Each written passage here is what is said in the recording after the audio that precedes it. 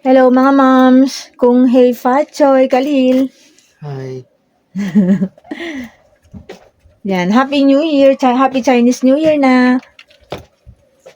Naghanap ko ng Chinese New Year live. Ito. Ayan moms. 12 o'clock na sakto.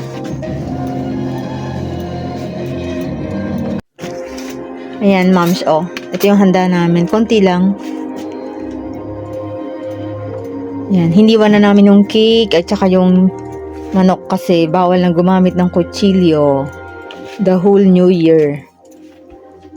The whole Chinese New Year. Kain tayo! So, ayan, moms, kakain na kami. Dito na lang kami sa wala si Princess. Gusto niyang, pumunta dito. Nagtatanong sa mami niya kung daw, ang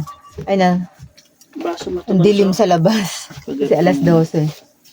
O, yan na lang. Parang daming talasik niyang ko. 20 yung Pasok ko. 20. Sige ko yan na. Parang tabingi.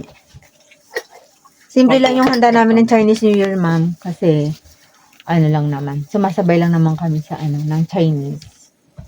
Saan ka? Oo po. Dini ka na? Yes.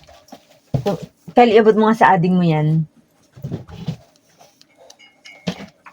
Natulog ako, moms, ng 1 oras. O 2 oras siguro. Pinga ko tsara. Kasi, moms, mula nagising ako kaninang alas 4, nag-work ako. Tapos ako sa work alas 2. Ano ko tsara kumidor mo? Tapos eto, Kalilo. Balik mo dyan. Kasi meron daw ako. Tapos pagkakain ko ng lunch, gumawa na ako ng tag dito, ng mga assignment sa school. Ay, yung sa film documentary namin. Ginawa ko na. Yung mga, kasi mag-i-interview kami, ma'am. So, punta kami dun sa Tuba bukas. Ay, mamaya. So, magiging busy ako ngayon. Pagising ko, ma'am, pagtapos namin mag-celebrate ng Chinese New Year, matutulog na ako. Tapos gigising ako, mag-work after na pupunta pala ako sa dadaan pala. Sasaglitin ko yung yung laboratory ko, yung result ng laboratory. Tapos, ma'am, uwi ulit, work, and then after ng work, magla-lunch lang ako. Diretso na ako sa town. Magkikita kami ng mga kaklase ko. Punta kami ng Tuba.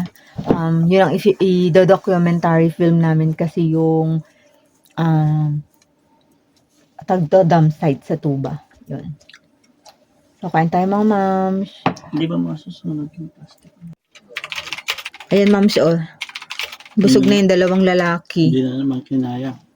Ayan. Yung tikoy. Yan ang natira sa tikoy. Lumpia, walang gumalaw. Pansit, yan ang natira. Yan pa, natira. Ito, halos buo pa yung manok. Marami pa yung pansit doon. May pansit pa pala doon na hindi nasandok, ma'am. Siomay, halos di rin nagalaw. Yan, busog na sila. Marami pang siomay at lumpia na yung tinaluto. Nag-dinner kasi kami. Kaya ako din busog na. Konti lang din yung pansit. Tinikman ko lang yung luto ng mister ko. Tapos, isang legs lang kinain ko. Hindi mo na ako makakain ng pork chop kasi itong ngipin ko. Hindi na makalaban ng ngalngalan. Masakit pa ito. Kaya, pag nagsasalita ako, moms, minsan ginaganyan ko siya kasi pagka nagsasalita, tapos ang hirap isara, kailangan talaga hilain ng kamay or iganon mo talaga. Yun, baka akala ng mga nakakapanood, habit ko, hindi ko habit siya. Hindi ko lang talaga maisara ng ng direkta. Saka masakit, tumatama dito ko. Dito. Tumatama. Ayun, ma'am. So, hanggang dito na lang aming vlog. Kung Hey Fat Choy ulit. Mamaya, kita tayo mamaya. Pagpunta ko ng clinic.